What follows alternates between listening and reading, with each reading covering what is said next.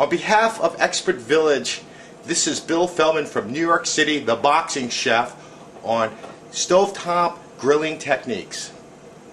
Okay, now the green beans are starting to cook real good. You can kind of see the color on them. This is really nice. As I say, when you're making a nice platter, this is really going to bring out the look in it. It's going to make everything look good.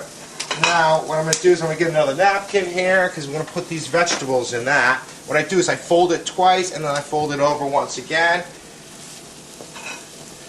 Vegetables have a lot of moisture in them, so we just want them to dry off. Perfect. Alright, the green peppers go up. Yeah. And as I say, when you're doing this, you have to stay on top of the stove. You can't walk away because this stuff will burn. And if it burns, it will have a bitter taste to it. You don't want that. Perfect. This looks nice.